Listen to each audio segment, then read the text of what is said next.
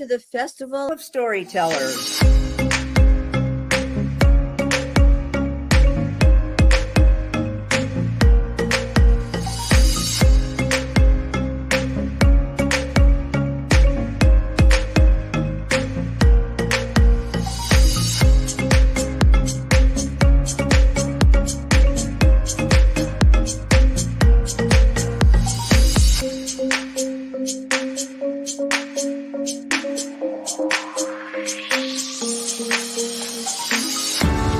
I can't tell you how excited I am to be on right now. It's been a couple of weeks of excitement, getting prepared, and I've done a lot of things in my life, but this has got to be close to the top. Thank you, and Reader's Magnet, and thank you, John, for putting this forth and taking the chance on us authors in presenting this out to the world. I've enjoyed this immensely, Joanne. Ellie, so have I. Thank you for who you are, and thank you, Reader's Magnet. You all are beautiful, and you've worked so very hard, and we are blessed. We are. I thank everybody that's involved with this process, because we know writers need readers and writers need publishers. We thank Reader's Magnet and everybody that's involved. I love Reader's Magnet. They say, we share your stories with the world.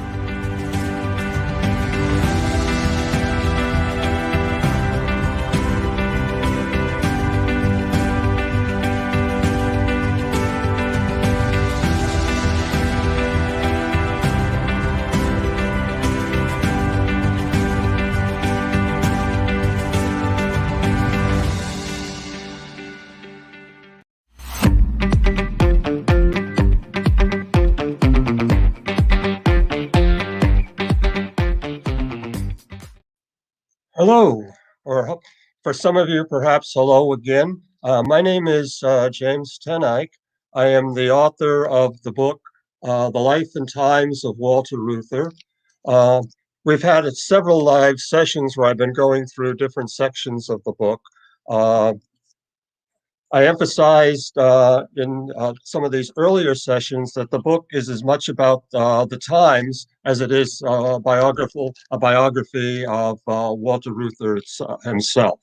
So we went through some of the, I begin the book with a brief introduction to Walter Reuther. I then come to the chapter on the 20th century, the beginning of the 20th century, which I call the American century.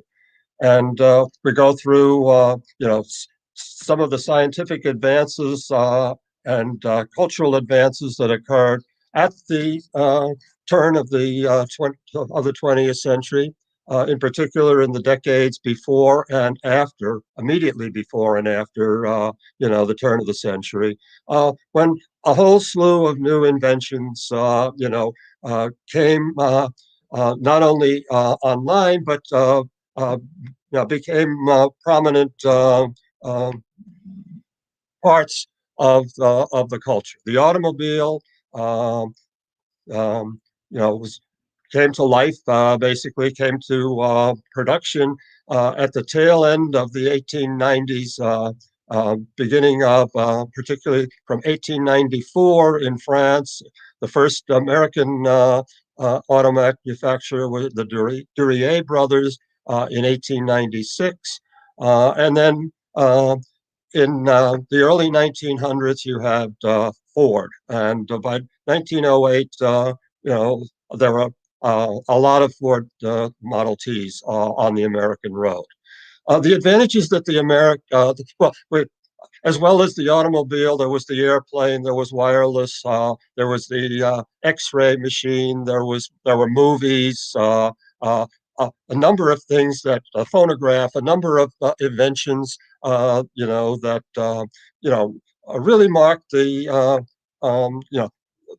the beginning of what we can call the modern era of our lives. America was well suited to take advantage of these because of its geography, the lake system with the mine, the iron deposits at the tip of Lake Superior, the water, the coal in, excuse me, the coal in Appalachia, and the waterways that would bring the raw materials to cities like Pittsburgh and Gary, Indiana, and the major manufacturing cities, mostly in the Midwest.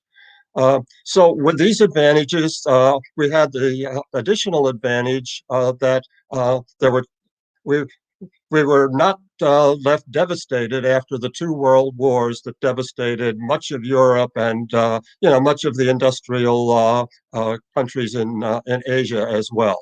So by the middle of the 20th century, America was the one country left standing with its factories and its infrastructure intact and ready to take advantage of the full advantage of the century.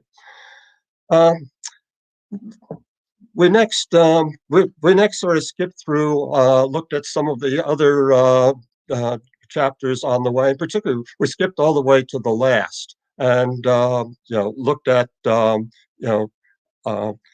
things in the last chapter that are pretty relevant today, like nuclear power and climate change, environmentalism, and that. So today I want to continue where we left off on Saturday, I believe it was, when we were going through the third through, well, beginning with the third chapter, the formative years. The first half of the third chapter is about the formative years of the labor movement in the 19th century. And then at the middle of the chapter, we begin the formative years of Walter Reuther. So that's where I want to start today. Just a brief thumbnail sketch to go through this topic. One of the questions that is posed, let's say, by the festival organizers is, could this book be made into a movie? And my thought would be no. Well, it could be. Different aspects of Walter Reuther's life could be made into a movie. I don't know that there would be any appetite, in the current culture for that. But more appropriate, it could be made into a documentary, something perhaps like a documentary that Ken Burns or so would produce that would air over, multiple sessions. There were so many different adventures and episodes in Reuther's life that it would make a very interesting, succession of episodes in a documentary feature. So let's begin. We start with the family, his father moving to Wheeling, West Virginia. His father arrived as a youngster with his with Walter's grandfather from Germany and settled in Indiana. And when Walter's father, Valentine Reuther, became old enough, he moved off the farmland that they were living in Indiana and moved to Wheeling, West Virginia. His first job in Wheeling, West Virginia was working in a rolling mill. He, the pay was rather poor, the hours were long, but one of the things that he noticed, that was obvious to him was that the people at the back end of the mill that were tending the furnaces were making about 5 times the daily salary that the people in the front of the mill that were tending to the steel sheets that were being rolled out. So what he did, even though he was working a 12-hour day, he would go in about 2 hours early. He made friends with the foreman in the furnace area and watched and learned, what the heaters were doing and, wanted to learn, how to be a heater. And the opportunity arose one day when one of the heater men called in sick, and Valentine Reuther was there to take his place. So That led an opportunity to be a relief worker for the heaters, and finally getting a job at the back end of the plant as a heater. The short story, you know the heaters went on strike. Valentine, uh, cautioned that they should involve the people at the front end of the factory as well, but they didn't. The strike was unsuccessful. The company folded, and he was out of a job.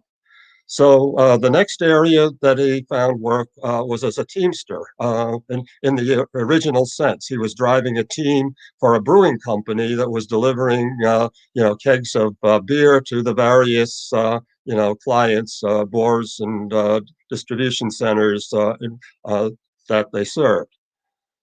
One of the places, he visited happened to be this place in Wheeling, where he would have lunch. He would have his lunch there because he was attracted to a young woman that was serving as a cook in the pub. Her name was Anna Stoker. She emigrated from Germany, from the Swabian region in Germany. During this period of time, there was quite a bit of German immigration into the United States, immigration into the United States, from some of the states, from the people that were not too happy by the consolidation of the various German states under Prussian rule during Bismarck's time. So let me hold on. Okay, hope they don't call back. So she was there. She left her farm. She was from a large family. The father died when she was fairly young. She had a numerous brothers and sisters, but the usual pattern for them was the older brothers served their army duty, came back and decided to leave the farm. Many of them emigrated to the New World, either to one of them ended up in Brazil, and a number of brothers and previous sisters emigrated to the Wheeling region of West Virginia. So there was a German community, a German immigrant community in Wheeling, of which Valentine Reuther was a part. She was waiting for her boyfriend in Germany to come. He was to come over, and they were going to get married. Except the months went by. The months turned into over a year, and Franz wasn't coming over. So she was more agreeable to the advances of her of Valentine Reuther. They got married. So. In the meantime, prohibition started. Prohibition, various states,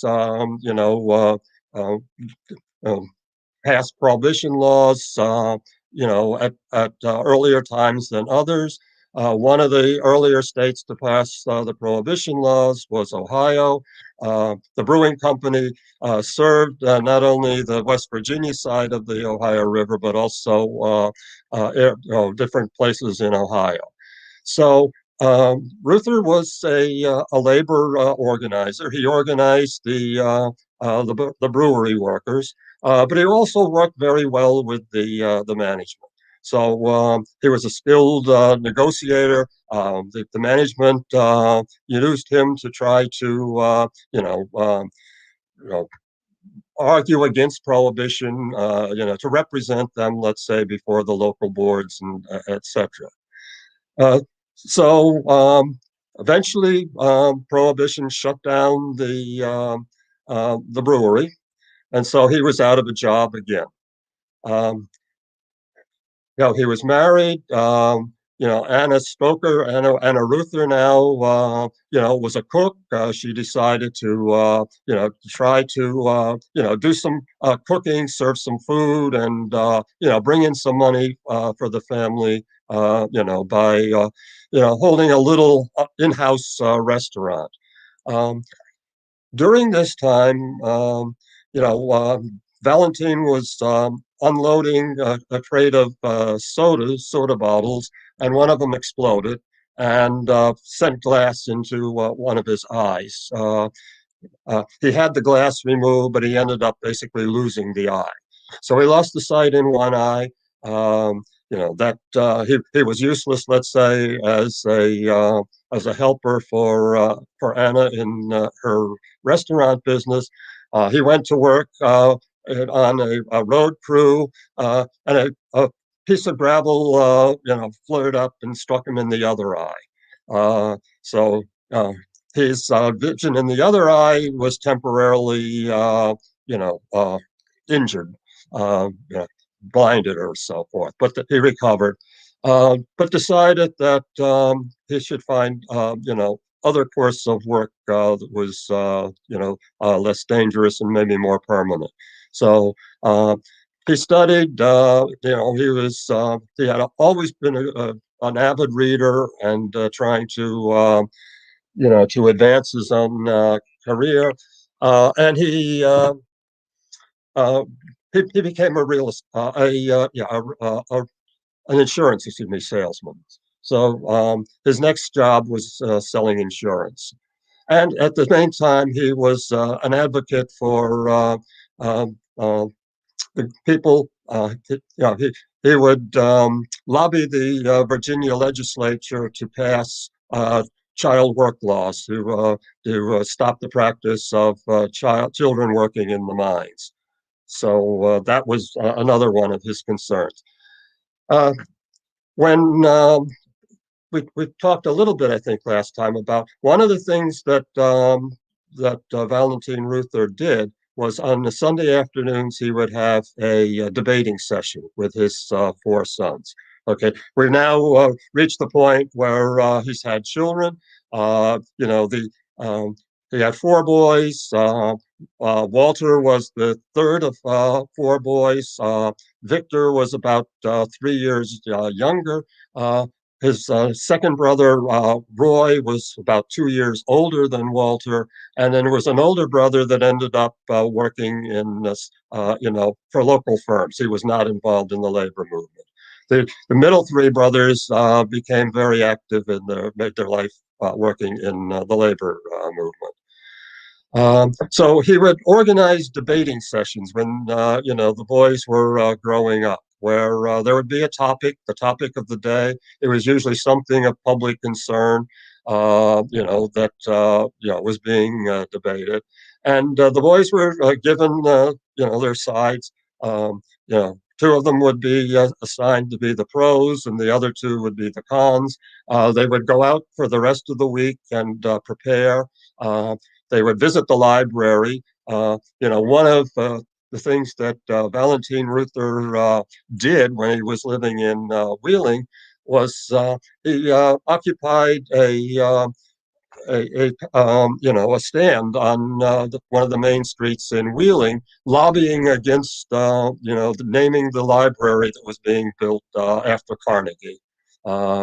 Because of the Homestead strike in Pittsburgh, some years earlier. So he was lobbying against putting the name of Carnegie on the library. It was unclear in my research whether he was successful. I think he was ultimately unsuccessful, but I think it might have been a situation where the library went up, and then once it was up, the name Carnegie went on it. So the boys would be going to this Carnegie Library that their father was lobbying against the naming of. Doing their research, they would practice. There was discussion that Walter, on one occasion, was preparing his speech before a cow, in their pasture, who presumably was relatively unimpressed by the delivery, and they'd give their delivery. Some of the times before the actual debate started on Sunday afternoon, Valentine would change the order, that the pros would become the cons and the cons would become the pros on short notice. And his reasoning was that If you're going to be a successful debater, if you're going to be a successful advocate, you're going to need to know both, the sides of both people, in the discussion. So this was one way of enforcing that. You better know what the other people are want and what their position is if you're going to be able to successfully argue and defend your position, and and have some respect maybe for what are the good points that the opponents are going to have. So this was a lesson that they learned in an early stage and served them well during the rest of their life. When Walter never finished high school in Wheeling, one of his favorite courses, though, was the shop course. He was good at it. He got a job at a local, tool and die place, and then eventually or soon, when I think he was either 19 or 20, he left and went to Detroit. In Detroit, his first job was at Briggs factory, which was not one of the better paying and had not some of the better working conditions. But there was an advertisement from Ford for experienced tool and die workers. So an experienced tool and die worker would typically be somebody 35 years old or older. And Walter went, he was 19 or 20 at the time, and he went and, stood at the gate, argued with the attendant at the gate, and kept badgering the attendant, that how could, he must be a very useful person to the company, to be able to distinguish just by looking at me that I'm not a qualified tool and die operator. You should be working somewhere inside and making more money, etc. And so finally, after hours of this, the guard let him in. The next place we had to convince the skeptical secretary to, call for a guy by the name of Mr. Grantham, who was the foreman on the job. And when Grantham came with his blueprints and saw this kid standing there, and he got very angry at the secretary. Why did you call me down here, and so forth? And Ruth would tell him, well, if you knew what who you were going to be meeting when you came down here, you probably wouldn't have come. But now that you have come and you have those blueprints, why don't you show me the blueprints and we'll go over them? And so he did, and he was quite impressed by Walter's knowledge, and gave him a job. At least I'll start you out. I'll give you a job. Walter quickly rose to the rank of a tool and die leader. So at a very young age, he had a responsible position in Ford, and he was good at it, and he enjoyed doing this work. So that's that was the situation. While working at Ford, he still hadn't finished his high school education in Wheeling, West Virginia. So he went to a school.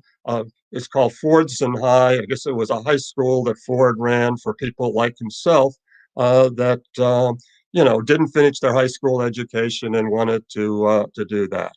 Um, he started his high school education, but basically after working a long day at Ford, he would then go to high school, go to Fordson, take his courses there, and then have to do the homework, get that done before he could go to bed and wake up and come into work at the Ford factory the next day.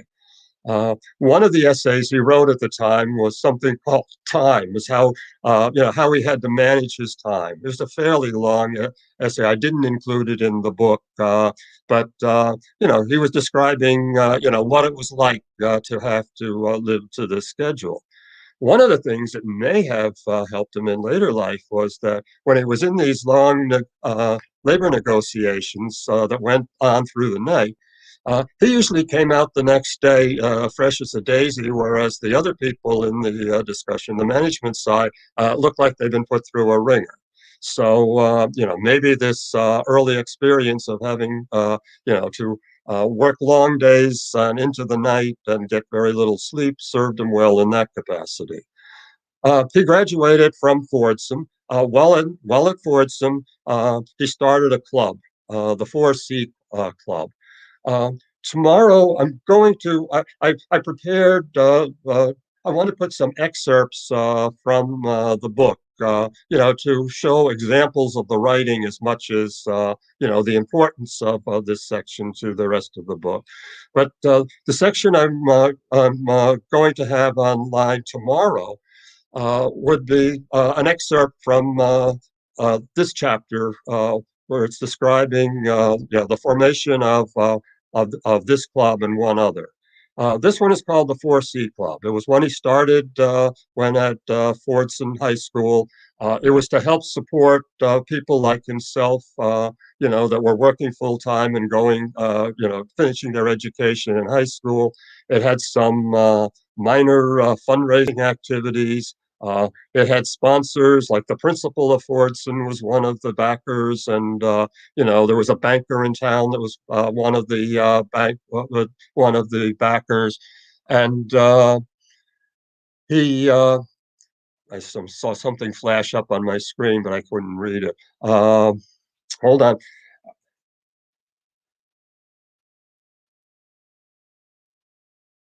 Oh, somebody's saying he likes it. Okay, thank you, Kim, for that compliment. I've explained to people that have visited, my particular booth before, that I'm a macular degenerate. I have a difficulty reading, and I have some difficulty perhaps reading, the things that come by. So I'm here with my trusty magnifying glass to see the comments.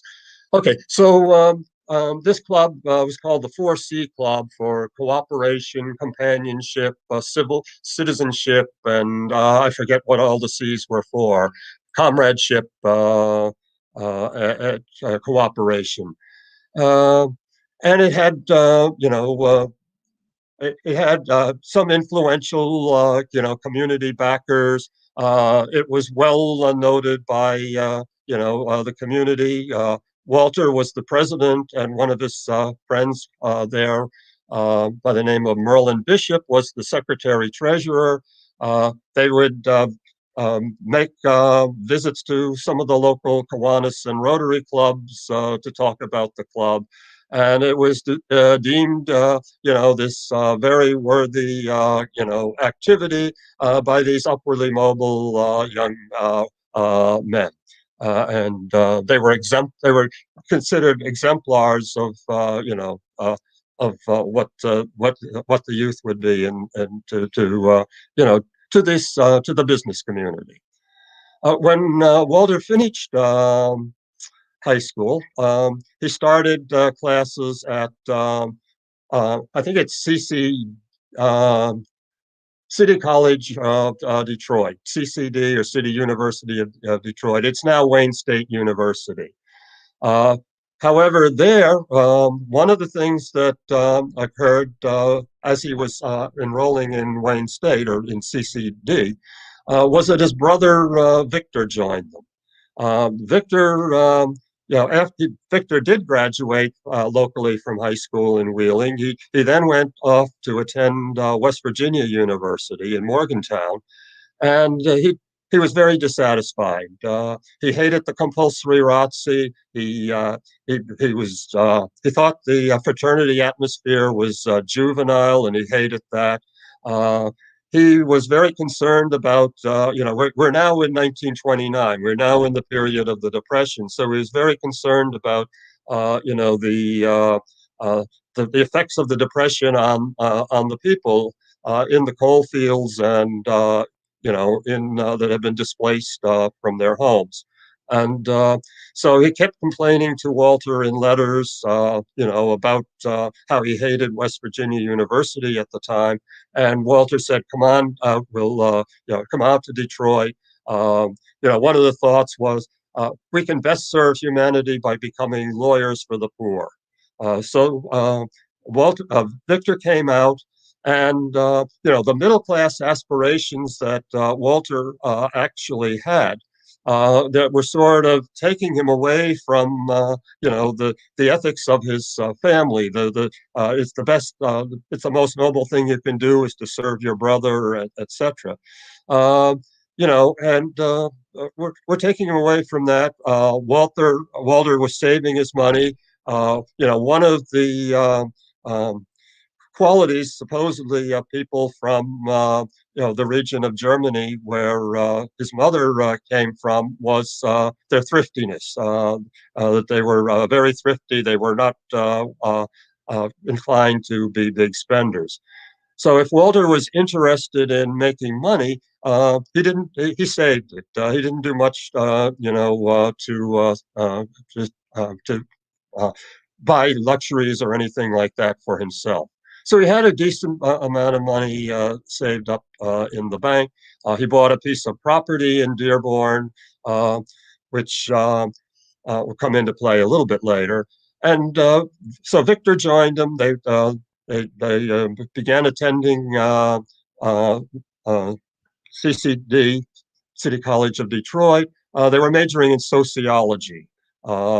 And their idea of majoring in sociology was, not to treat it just as a lecture course, but to do laboratory work. When they wanted to study the effects of the Depression, they would go to a Salvation Army flop house, go through the delousing process, and just stay there for one night to get the experience of what it was like, the humility that people had to feel going through this process. When they was talking about prostitution, they went to the red light district, what they called a horology tour, and to talk to the girls that were driven into prostitution as the only way that they were going to make enough to survive. They went to the Hoovervilles to talk to the homeless people and take pictures there to show the plight of the homeless, the displaced people, during by the Depression. So Merlin Bishop, Walter's friend from the Fordson days, said that it was when Victor came to Detroit. They got Walter back into his sense of social responsibility. So one of the things I'm going to have posted tomorrow, hopefully, would be a link to an excerpt from the book where I describe a sample of the writing, just to give people a sense of the writing style. So I have this chapter, this excerpt of a chapter from Reuther's life, where it was always a conflict, let's say, between the 4C Reuther, that wanted to advance through the middle class and gain respectability, and was proud of his work and wanted to be a part of that, and the Social Issues Club, Reuther. The Social Issues Club was started by the same group of people, Victor and Walter and Merlin Bishop, at CCD.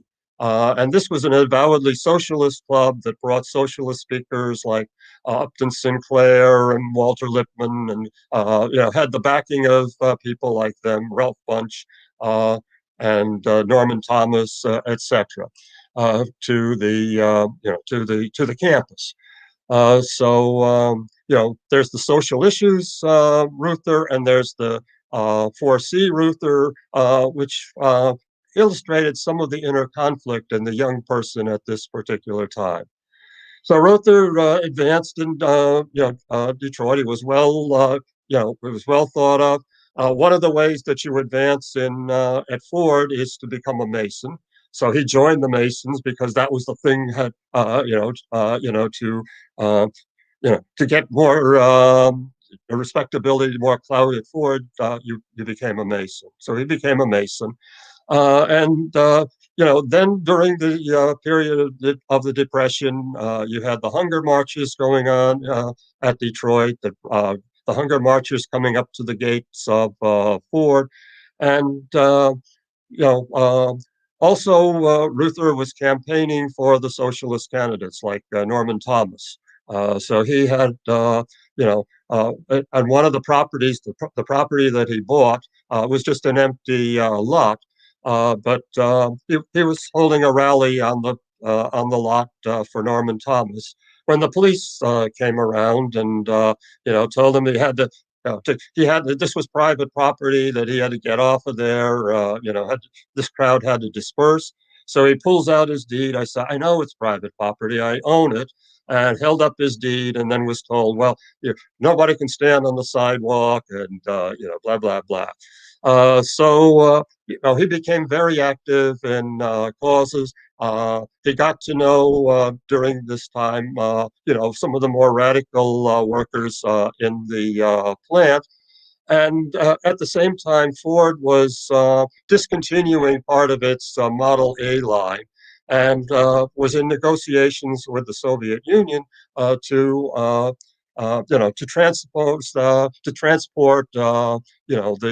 line or to transport that particular line to a factory in Gorky. So they were a factory in Gorky was being constructed to build a knockoff on the model of the Ford A that Ford was discontinuing in the United States. And, a number of the workers were signing up to go. So Reuther's political activities got him fired. And he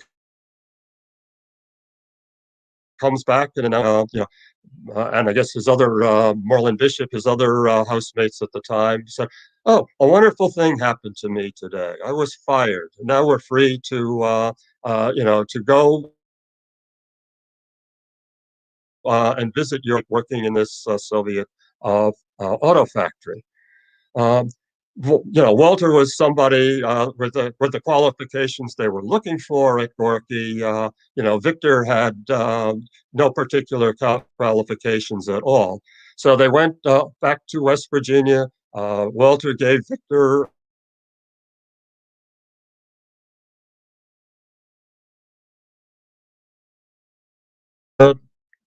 okay, we're back. He gave him a brief tutorial on how to how to become a tool and die operator. They wanted Walter badly enough that they would accept Victor as well. But it took some time for the visas to come in. So the plan was that they announced it in I guess it was in the Wheeling newspaper. Yes, it was in the Wheeling newspaper that the Reuther boys were going to make this tour of Europe, to experience what it was like. Um, the first place they went was Germany, where they still had relatives on both sides of the family, and professors and people like Norman Thomas, had contacts of various people in Germany, as well as professors from from CCD. So they got to Germany. Their boat landed just as the Reichstag fire was taking place. So they went to Berlin, toured the Reichstag building, got set up with a group of other like-minded, let's say, socialist students in an apartment building in Germany. This was at the time when, after the Reichstag fire, Hitler was consolidating his power. There was an election shortly afterward that gave Hitler the full the full power within Parliament. So he became the Führer, the dictator. At about the same time, just after Ruther arrived. And after that election, of course, there was a knock on the door of the apartment building that they were living in. Uh, there were some German students that were there, or German workers, students that were there, that they were looking for.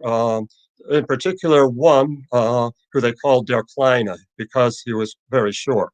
And Der Kleine and the others more susceptible residents of the apartment were able to use a bedsheet rope ladder to climb out a back window before the brown shirts were able to get up the stairs and get into their apartment. So when the brown shirts arrived, there was just Walter and Victor and other people of lesser interest to them. So the brothers showed them their American passports and were told, "You better get out of here. Find another place to live." So they did. They went to visit the mother's family. They had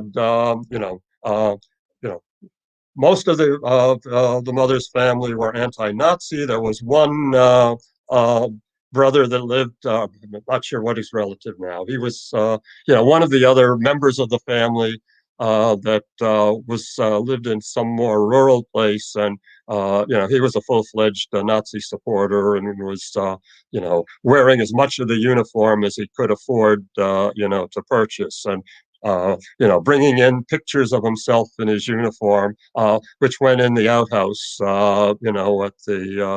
at the other family's dwelling. They, the two, Ruther and his brother, went with the two of the daughters, about the same age, that the German daughters that were about the same age, to a movie theater to see one of Goebbels' propaganda pieces. And at the end of the piece, they played the Hearst-Waxel song, and the audience was all standing up and cheering, and they were just sitting down and not singing along or doing any of the expected activities, and drew the ire of the rest of the crowd. Walter immediately started talking in English so that the crowd recognized that at least he and the others perhaps were foreigners, and they were able to escape the situation with just a warning, to get the hell out of here. And yeah, after some time in Germany, the visas to get to the Soviet Union still hadn't come. So they went on a tour of the rest of Europe that took them through Austria, Switzerland, Italy, northern Italy, and into Rome, through France, and into England. And in England in particular, they met, people that were going to become prominent eventually in the Labour government of Attlee, one of whom was Honoran Bevan, who was basically the father of the national health system in England, and another one was a coal miner's daughter, Jenny Lee, who was in Wilson's cabinet as the education secretary who started the Open University system. So they had contacts with people in Europe, that later were going to be very useful to them. Came back, still no visa. The visa finally came, just after Roosevelt gave diplomatic recognition to the Soviet Union. So they were off to Gorky. They worked in Gorky for about a year. They became I didn't I haven't looked up I have trouble reading my own book now because of the print, and I have to read things with a magnifying glass and so forth. So I'm not able to do as much of the forward reading as I should. But there was a Russian term for outstanding worker. So they were on the on the plant floor. They were outstanding workers. Which made that when the Russian Model A model was first introduced, it was introduced on a May Day parade at Red Square. And Reuther and Walter Reuther was there along with the other outstanding workers, probably not more than 100 feet or so from where Stalin and the rest of the Politburo were standing. And so they had that experience. Walter enjoyed his time in Gorky. The atmosphere in the Ford plant was very hostile. They didn't tolerate small talk. It didn't tolerate even smiling. If you weren't working on your job, without humor, without small talk, you were somehow doing you weren't living up to the full star of your work. So Ford had the what's called the Ford Service Department, run by a guy by the name of Harry Bennett, who operated this very difficult class. Here's a question somebody is asking. We are looking forward for the excerpts to be uploaded. We're excited to learn more about your book. Oh, thank you. Hopefully, the technical difficulties will allow these to be updated tomorrow. What I intended to do, I have about 4 different excerpts from 4 different chapters in the book. The one I described today would be the first one, and I was hoping to have a different one up for each day. So there'll be one of the excerpts up hopefully tomorrow. And the other thing I'm putting up is that most of my writing these days is poetry. So if I'm to do any other publishing or giving away of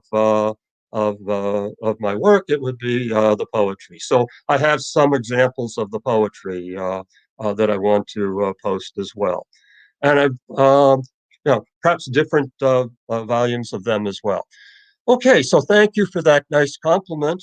We now have Walter Reuther in Moscow.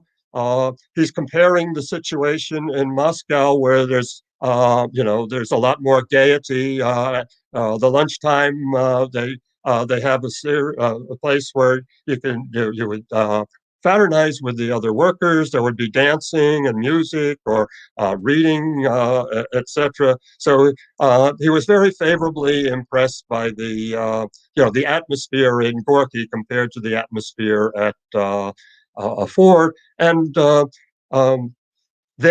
Victor and Walter, sent a letter home to, now it wouldn't have been Merlin Bishop here, but Melvin Bishop, who's the recipient of this letter. And Merlin sort of seems to disappear from the narrative at this point, and Melvin becomes the more prominent person in much of the rest of the story. So it was very complimentary to what working conditions were like at Gorky. And it ended up with a signature that apparently was forged at the end about the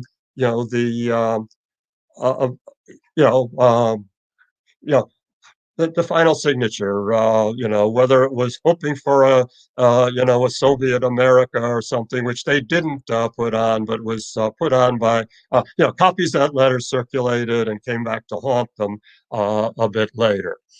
Get back to that. So they were there about a year. Reuther had a girlfriend, a Russian girlfriend, Lucy, that was very fond of him.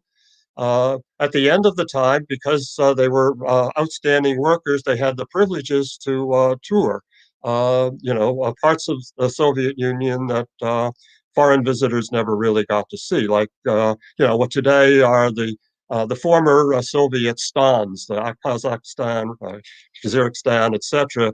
Where the communist government still wasn't all that firmly entrenched.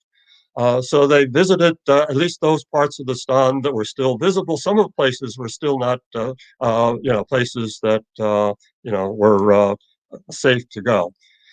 They came back and then took the Siberian Railroad well,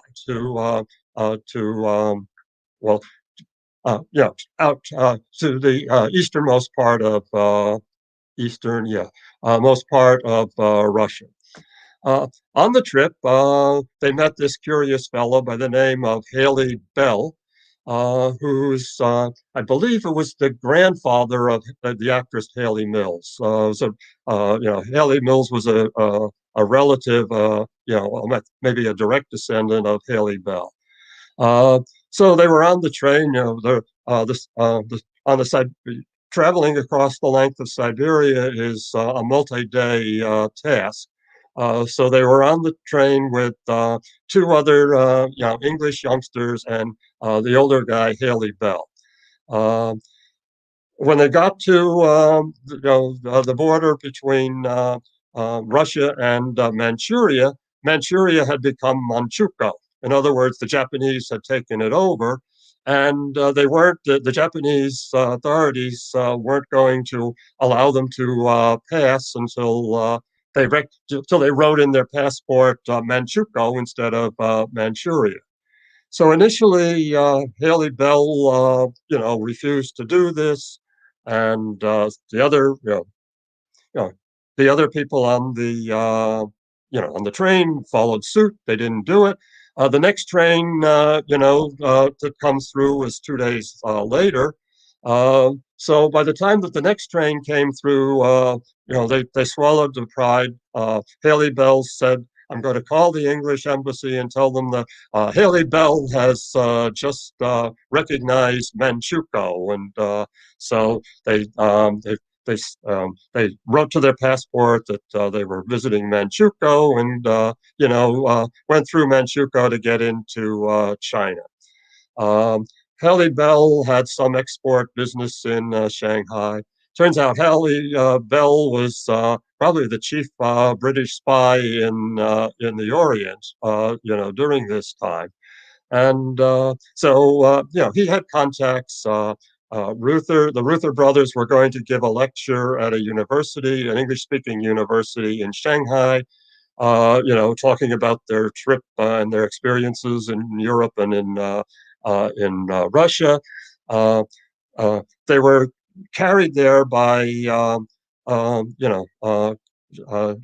the rickshaw drivers, which troubled them, that, they didn't like, the idea of being hauled by a rickshaw driver while they sat.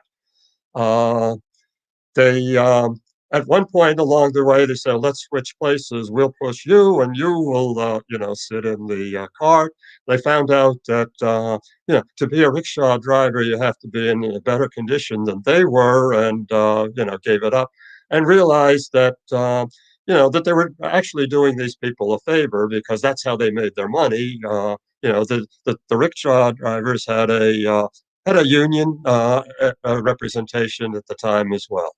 So they went through Shanghai. They had experiences, of what was happening in China, pre the start of World War II, and the life of the peasants at the time who tried to get onto the boats and were pushed off and left to drown, in the Yangtze, if unless they got off the boats. So they then traveled to Japan and realized that in Japan they were being followed, by the Japanese security, wherever they traveled. Got back to Tokyo. They didn't have any money.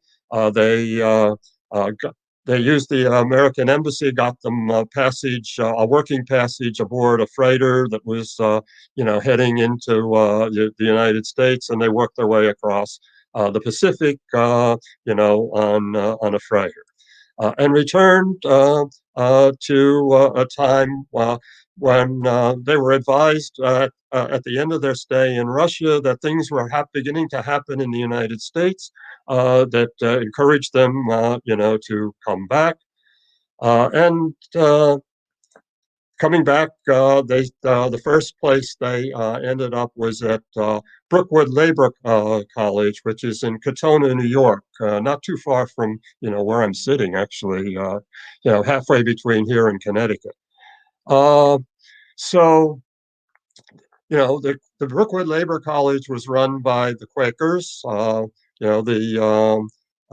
you know Roy, the elder brother, was a lecturer there and had been sent to Detroit, as a teacher, as a labor teacher in Detroit.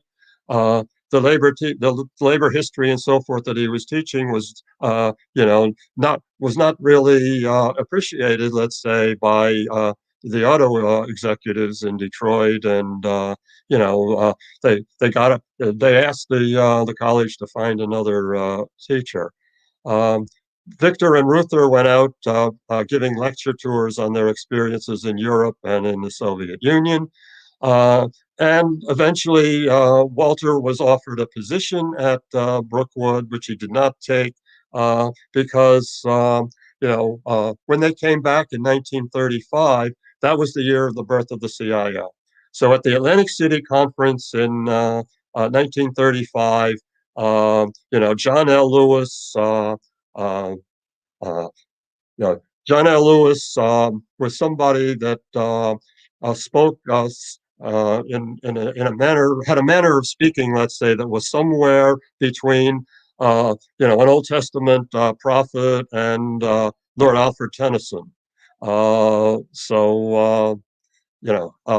He had a way of speaking. He was determined at the 35 conference to start an industrial union.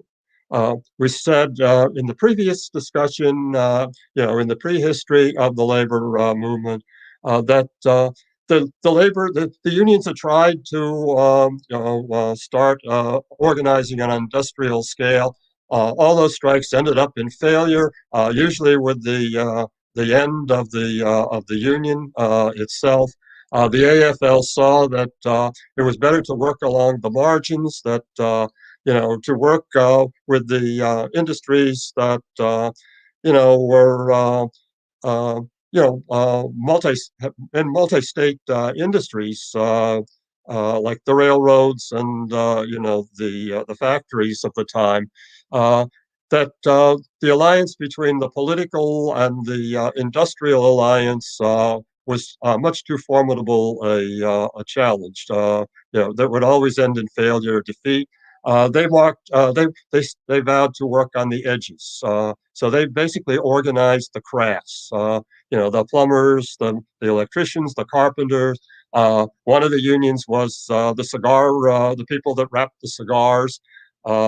Samuel Gompers got his start as a reader at a cigar factory. So one of the things that the AFL and the Knights of Labor, some of the earlier organizations did, were organized more on the lines of a brotherhood. Uh, you know, and their job was as much to build up the abilities of the working man, so that he had the ability, to get the better jobs, to crash the middle class, or as much of the middle class as they could. And so, having readers reading to the cigar workers that were, wrapping the cigars was one of the ways in which this was done. So the AFL was organized in a way that they represented the craft unions and stayed away from those industrial situations where they were bound to run into a conflict with big corporations and big political influence. So at the 35 conference, John L. Lewis, he was the president of the Coal Miners Union, which was one of the AFL unions that didn't quite fit the stereotype as much as the others. He was resolved that he was going to push for starting industrial unions. And the way he did it was he picked a fight. He picked a fight with, turned out it was he picked a fight among another of issues. By this time, 1935, Samuel Gompers was dead, and William Green was the next president of the AFL. The AFL had basically three presidents from the time of Samuel Gompers through William Green on to George Meany. And all of them either died in office or, in Meany's case, retired about 6 months or so before he died. That was the case. So William Green was also a coal worker, coal mine worker. He was part of Lewis's union. And Lewis picked a fight on a number of issues. He ended up picking a fight with the president of the Carpenters Union, a fairly hefty man in his own right. And he goaded, the man's name was Henderson. He goaded Henderson into, anger. And at some point, Henderson called him a son of a bitch.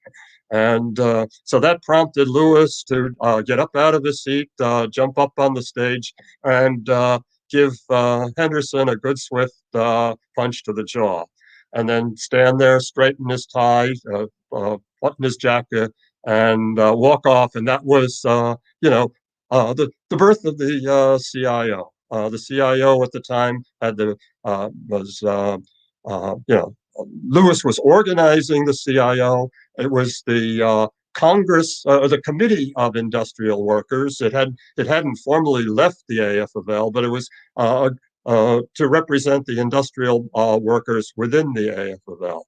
So the CIO was born. Lewis went on a barnstorming trip, through the United States, and I described, Lewis's presence. He was a man with very bushy eyebrows. And, if you're interested in seeing some pictures, you can go to, just type in Walter Reuther, on Google. And you'll end up going to a site where you have a number of different places. One of which is that comes up fairly quickly is a bunch of archive photos from the National Historical Society. A lot of them are portraits of Reuther. There are some portraits, some pictures from events that happen a little bit later. We'll talk about. There's also a picture of Lewis there, and you can tell Lewis he had dark hair at the time of the picture, but he had eyebrows that obviously whenever he went to the barber shop, he did not request a trim of the eyebrows, so he had these really bushy eyebrows.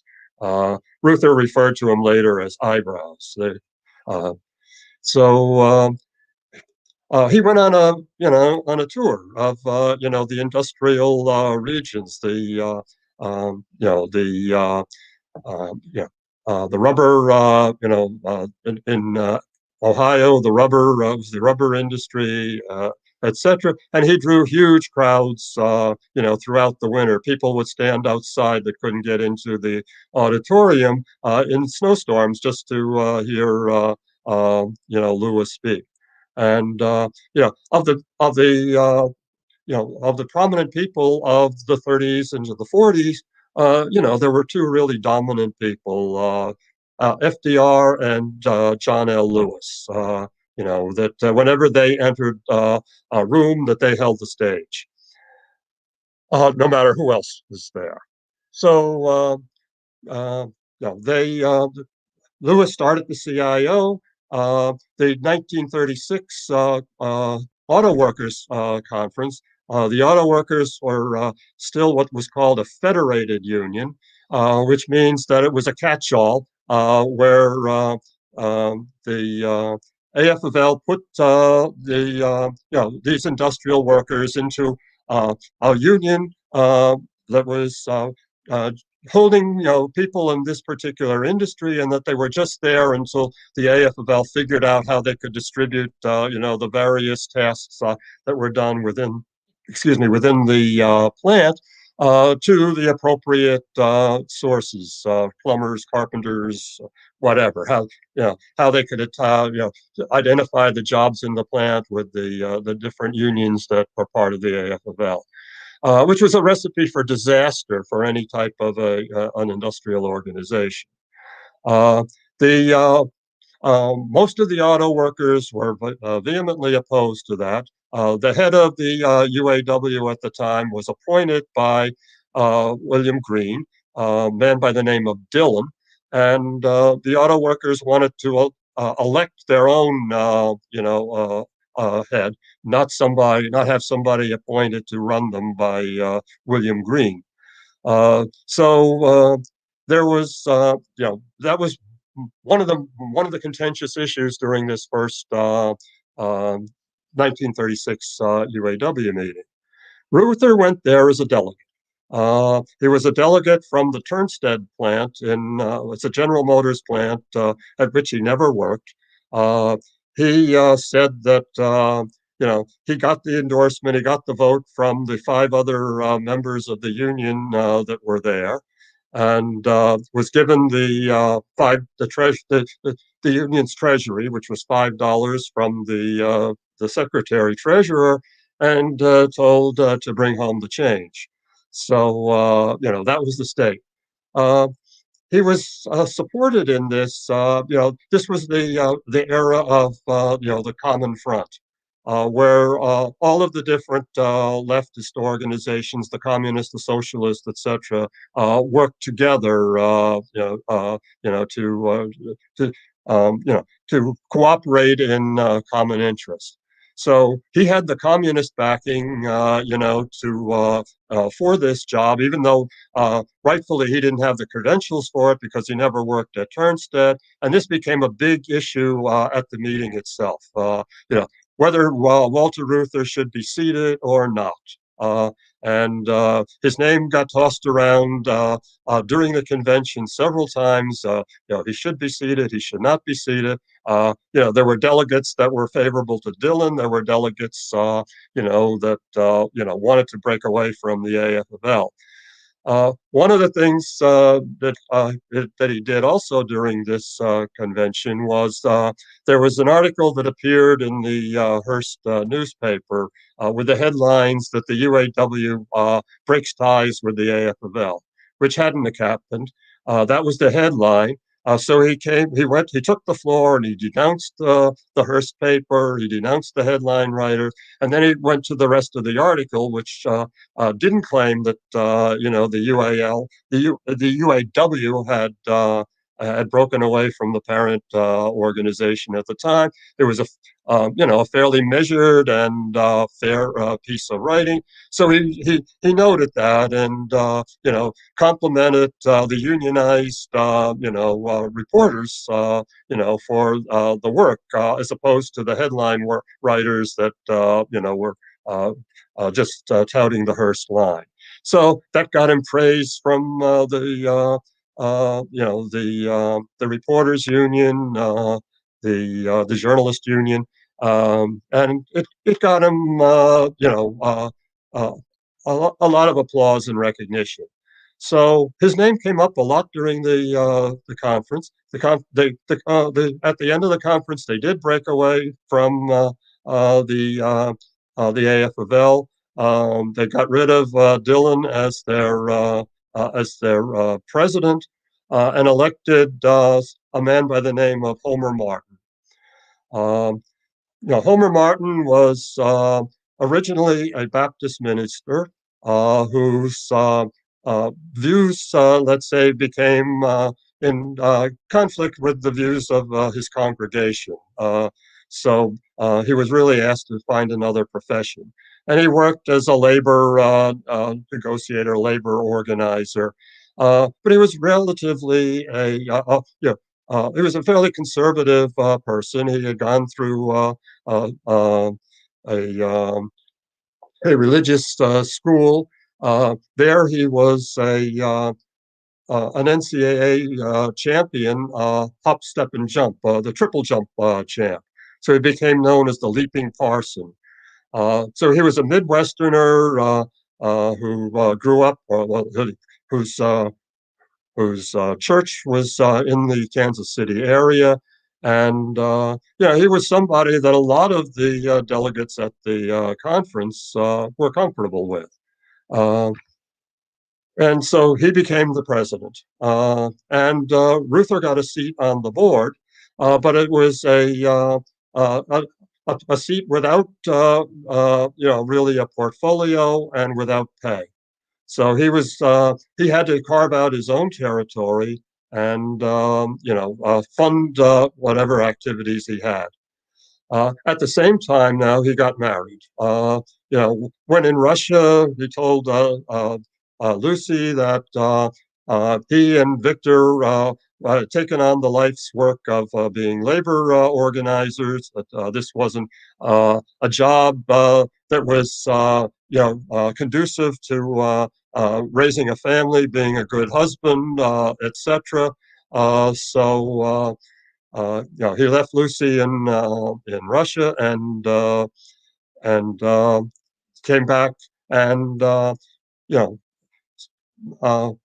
at about the same time that he got the job at the UAW, he married May Wolf. She was Jewish. He was nominally Lutheran, but the formal religion did not play a big role in either of their lives. The one thing he could do to help fund himself was to find a job at some auto parts company that would employ him. He found a job at a place called Coleman Industries. He used a false name. And he made the mistake of doing his job too well. The foreman, the guy by the name of Highball John, came up to him and said, really liked this job, this dye job that, he had designed. And Ruther said, well, if it's such a great job, maybe I deserve a pay raise. And Highball John, agreed. I'll have to talk to Mr. Coleman about this. Highball John came up to praise the excellence of his work in the morning, went to see Mr. Coleman. They found out who Ruther really was, and when Highball John came back, he fired him. The excuse was incompetence or whatever, to fire. So he lost. That was the last time he worked in the auto industry. They were there without a job and just married. But Ruther built he had the West Side territory that stretch into the trolley route heading toward the Ford River Rouge plant in Dearborn. So he organized the different labor local labor units in the area into one amalgamated union, the West Side Union. He initiated a strike at the Kelsey Hayes plant, which they won. Kelsey Hayes was up against, a type of organizer that they were totally unfamiliar with. So he outwitted Kelsey Hayes at every turn. Kelsey Hayes was a supplier for Ford. Ford was giving them the indication that if they couldn't produce the parts that they needed, that they would look elsewhere. So Kelsey Hayes settled. Ruther got much less than what the initial bargaining position was for, and ran into resistance from some of the people in the local. But he said, this is a foot in the door agreement, that we'll come back and get the recognition that we want the next time, which they did. And they also had to close, to accept the terms of the strike, close down the strike, because a big strike at General Motors was about to occur. the strike was really initiated by Homer Martin in Kansas City. And he was willing to settle with Ford. With the man he was negotiating with at the time was William Knutson not Ford, at General Motors, and John L. Lewis saw what he was doing and sent him on a recruiting mission throughout the Midwest or whatever, and took over the negotiations. If they were going to have any success, that the strike would have to, include. It would be corporate wide, that you couldn't just settle, with one particular, plant in the General Motors empire, and have any real leverage over, what would pertain, let's say, to the rest of the workers at General Motors. So the strike in Vertus began at Flint. One of the chief organizer was a man by the name of Mortimer. Oh God, no, Winter Mortimer, who was a communist and whose career in the Union, didn't really last much longer than the successful strike. One of the main organizers in the plant was his brother Roy. So they went out on strike. There was a sit-down strike. They occupied,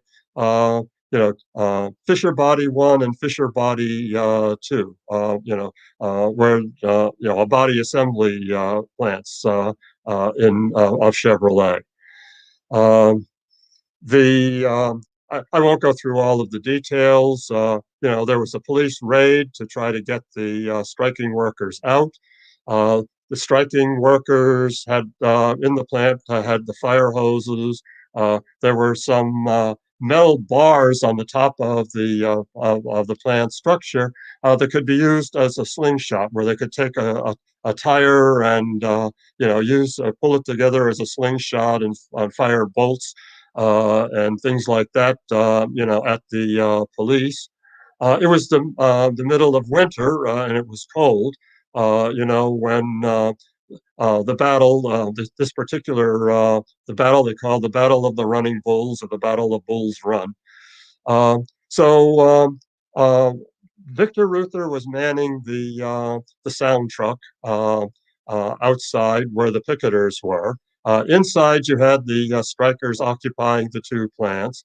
The main thrust of the strike was at the plant where they thought the resistance would be the weakest. The workers fought them off in the first round. It was cold. They were getting soaked with the hoses, etc. But then they came back later with more tear gas, of guns. Let's say could shoot the tear gas canisters for a longer distance, and had a second round. Fortunately for the workers, the wind shifted and started to blow the tear gas more back in the direction of the police that were firing it. As the day was winding down, the power on the sound truck that was manned by Victor Reuther. And at one point in the struggle, Victor noticed that there was somebody on the roof of one of the buildings where the gun pointed at him, and managed to direct the fire of the people on the roofs, of the projectiles toward that direction, to get the guy off the roof that was aiming at him. At the end of the day, when the sound truck was the power was winding down, one of the wives of one of the workers, a woman by the name of Genora Johnson, came up, asked to if she could address the crowd. She did, and it was her famous "cowards, cowards," yelling at the police, and telling the women in the crowd to come up and support your husbands. And so some of the women started to do it. One woman, the police had their hands on the back of her coat, and she slipped out of it in the cold. And they came forward, and that was basically the end of the night's activity. Uh, One of the things that Janora Johnson also noticed was that a lot of the wives were coming up and yelling at their husbands, get the hell out of that plant. What are you doing in there? If you don't come out of there immediately, I'm going to take the kids and go back to mom and divorce you. And she noticed that one of the problems that the workers had was that they didn't have the support of their families. So she started the Women's Auxiliary. The Women's Auxiliary was instrumental in winning the strike at Flint. There's more details, about that. Um, After the unsuccessful police raid, GM went to court. They had a judge's ruling, that was an order for the union to evacuate within, after at such and such a time, or you'd be fined, some amount of money each day, that you were occupying these plants illegally. And, this would be certainly enough to break the union. Um, Due to some good, research work, however, it was found that the particular judge that General Motors was using for this argument uh, uh, owned, a significant amount of General Motors strike stock. Sorry. It meant, hundreds of thousands of dollars worth of GM stock. So he had to disqualify himself. It gave time for the governor, to call it. The National Guard was called in. The governor activated the National Guard, but did not employ him. John L. Lewis, came to Detroit and, took over the negotiations, of the plant. So the strike began just before Christmas, and it dragged on into January. It was coming close to February, and the strike was losing some steam. So one of the things that Janora Johnson's husband worked in the plant Chevy Number 4, which was the key plant in the General Motors empire, where they built all the engines for the Chevrolets, throughout the General Motors, plants. And so if you could take over that plant, then you put General Motors in a real bind. How to do it? The plan was that you were going to announce, in the union meetings, that you were going to attack one of the other plants uh, next door to the Chevy Number 4 plants. You were targeting another plant. Uh, the the union leaders knew that there were enough corporate spies in the union that information would get back to the corporation, but they continued to plan this attack on one of the other neighboring plants next to Chevy Number 4. The plan was posed initially. It was received with some lukewarm activity. Walter Reuther was opposed. Roy Reuther was more favorably inclined. By this time, Victor Reuther, because of his activities in the sound truck, was sent off to Indiana, where he didn't face arrest by the authorities in Detroit. And it was brought up to the Socialist Party headquarters and of Norman Thomas, etc. So it got support, and I'm trying to watch my time here. It was approved. Uh, you know, the workers were assembled. They headed off to attack the neighboring building, which pulled the security guards, etc., away from Chevy Number 4. In the meantime, Walter Reuther brought up a a brigade, a strike brigade from Detroit that helped to take over and secure that building. Janora Johnson, was her women's, well, there was the Williams Women's Auxiliary, and then there was the brigade within the Women's Auxiliary, that was the more militant wing, went out and fought on the picket lines. So they were there with bats and so forth to break the windows, to let the tear gas out of the building, to try to support the people trying to take over the neighboring building, who were getting the hell beaten out of them. While they had time enough to secure Chevy number 4. Once the mentioned target was abandoned, the Women's Brigade went back to their headquarters, except for the 4 leaders, Janora Johnson and her chief lieutenants, who went to the gates of Chevy number 4 and presented an obstacle, got the police and so forth into an argument, securing enough time for the rest of the brigade to come back and reassemble, and secured enough time for the people inside the building to secure it and take over Chevy number 4. So, that gave the UAW a better bargaining position. They ended up winning the strike, and that was it. So from there, the UAW did what management thought they were going to do. They started arguing among themselves. There were different factions that arose within the union, and the 2 main factions were the progressives, who were the conservatives that were backing Homer Martin, and the Unity Caucus, who contained most of the other labor leaders of the time. They had communist backing. The main leaders, George Addis and uh, uh, his people, were not communists. The Ruthers were socialists. So, it was the more left-wing members of the party.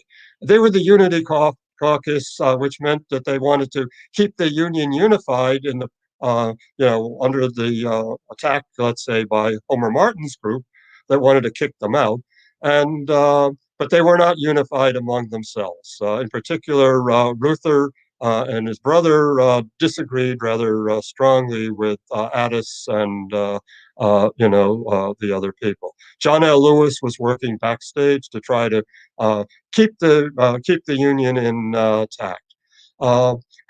When the strike went over, there's a lot of other, information in that chapter of, what happens, how the steel workers were organized, the conflict between autos and steel, etc. The next chapter was the battle on the overpass, which talked about the situation in Ford. Ford was the last holdout, for unionization. And much of the chapter is talking about Ford himself, his, some of his beliefs and his activities. The battle on the overpass itself, which, if you go to those pictures of Ruther, that you could find online, you'll find the ones of him and Frankenstein, who was, at this time, basically Ruther's boss at the time of the battle on the overpass, which was just one of the episodes which did not resolve in a victory for either side. It was just one of the ongoing battles in the strike. But the people that were picketing on the overpass, that was built with public funds to allow the people coming to the Ford factory on the trolleys and so forth that pulled up there to gain access into the Ford plant. The pickets were were up on the overpass, and they were confronted with a group of Harry Bennett's quotes servicemen, the people that maintain quotes the discipline within Ford. And they were thoroughly beaten up. Reuther went into a defensive crouch, and to try to minimize the effects of the blows on him, he was really pushed down 2 flights of stairs from the overpass down to the ground below.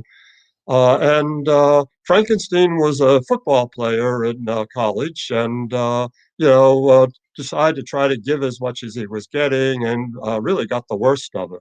So there's the bloody picture of a battered face of Reuther and the bloody shirt of Frankenstein shown at the end of this battle. That was just one of the battles along the way. The difficulty in organizing Ford was also the difficulty of situations that could arise within the community itself, because the role of Ford with the black workers and the black churches and so forth in Detroit. So there was the fear that a real battle at Ford could end up into a racial war that had to be averted. The Union finally won at Ford, and at one point during the Ford negotiations, Homer Martin tried to negotiate his own deal with Harry Bennett, the security chief at Ford. That was not very favorable, to the Union cause. This activity came out, a lot of resentment against Martin, and he lost his position. So Martin was no longer the head of the Auto Workers Union. He ended up going back to the AFL and trying to start up his own rival Auto Workers Union. But the two most ambitious people in the UAW were Frankenstein and Reuther. Frankenstein was originally part of Martin's progressive quotes caucus, but switched sides and came over to the Unity caucus. So he was one part of the group aligned against Reuther. Each saw the other as the person that would ultimately inherit control of the Union. At this point, we'll talk about this during the next session in the war years. But John L. Lewis steps aside. The person that becomes the head of the CIO in his place is a man by the name of Phil Murphy, who was ideally suited for this job. And so Lewis and Murphy wanted to avoid, the full breakup of the UAW. So they put the person that they backed for the presidency of the UAW was a man by the name of Thomas. So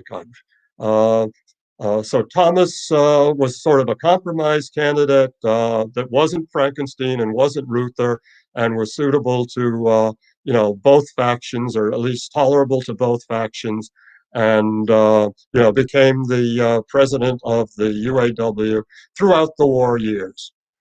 Why is my battery running low when I have the battery thing plugged in? That should not be happening.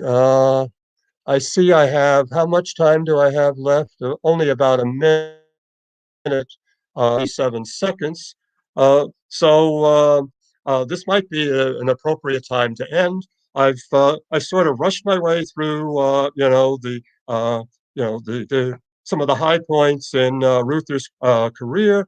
At this point, he's, one of the leaders has some of the leadership role in the union. He actually now heads the General Motors section of the UAW.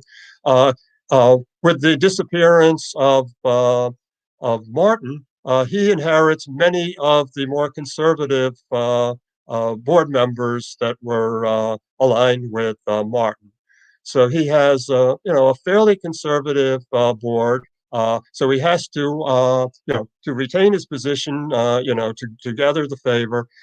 He's working mostly a lot with the people that are there rather than bringing in his own people that he knew from his days at Brookwood College and who were beside him at Kelsey Hayes in that particular strike. So are there any questions? Maybe something coming up here. Hopefully this material will be available, that I said, on the website tomorrow. Too bad you ran out of battery. Yeah, it is too bad that I ran out of battery because I thought I was actually not running off the battery, that it was plugged in. So I haven't run out of battery yet. Maybe I'll run out of time, beforehand. I'm trying to see. I think I'm down.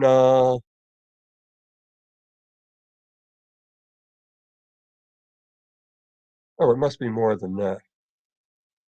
Oh, I think it goes down. It's counting down. I have a minute and a half left if I'm reading my clock correctly. So in the next time I'm online tomorrow at 11 o'clock, I believe. Uh, I want to go on to the next chapters. Uh, um, I, I'll come back and maybe talk a little. Well, I'll talk a little bit more about Ford. One of the excerpts I want to put up next time would be the death of Henry Ford, and how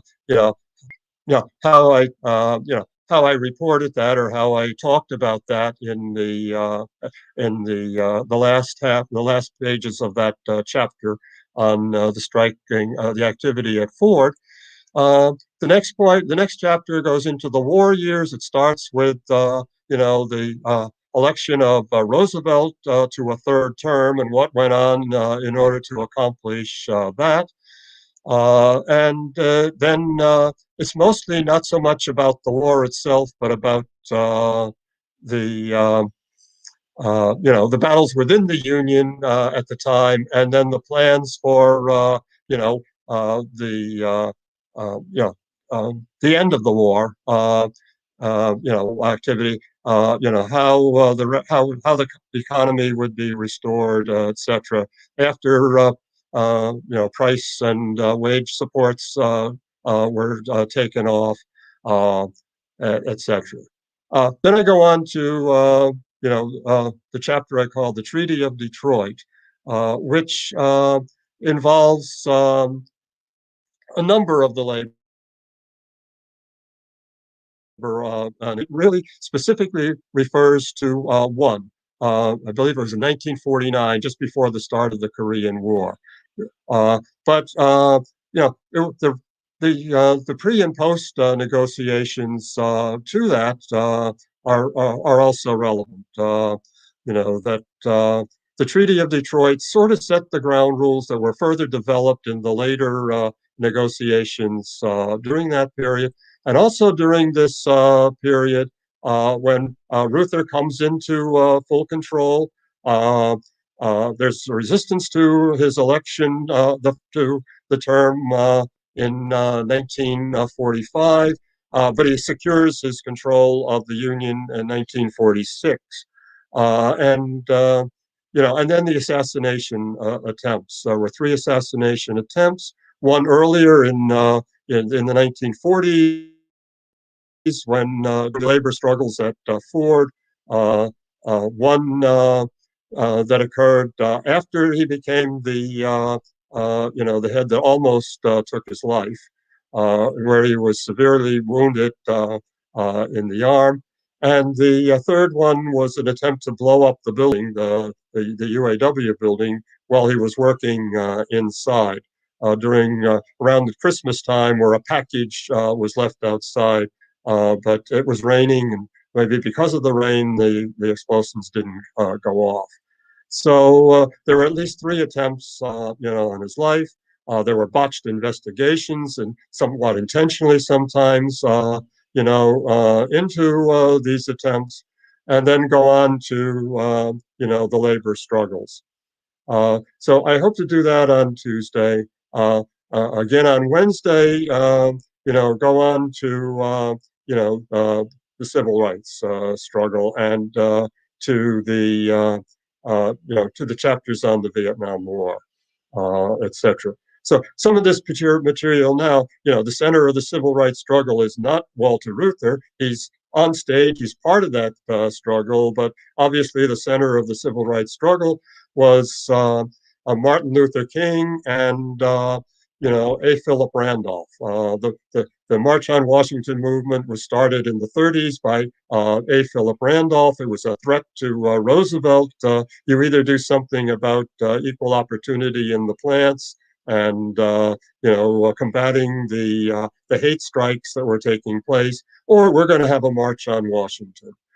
So Roosevelt issued the Executive Order 8023, I think, 8023, which supported the fair labor practices in the plant.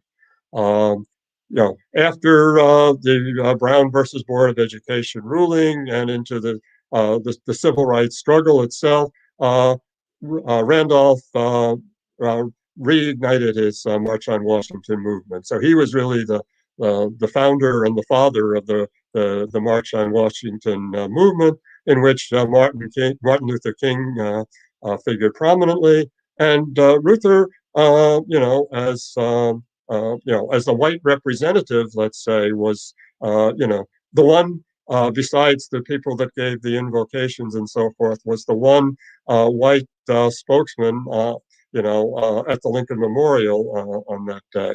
So the civil rights movement starts really with the civil rights movement in Detroit, and the role of Ford, etc., and then progresses on to the larger civil rights movement, etc.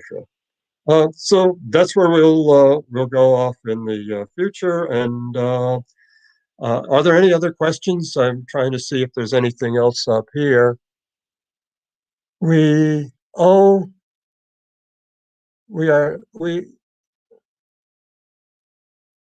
over now, Jim.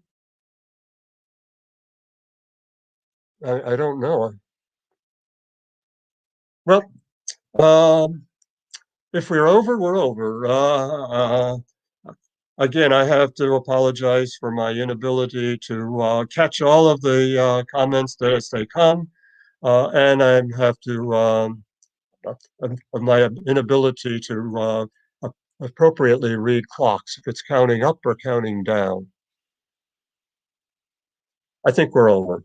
Okay, thank you for coming. Check and see if I have those things on. I have access to the excerpts from the book and the samples of the poems. Hopefully, we see you again. Thank you. Good night.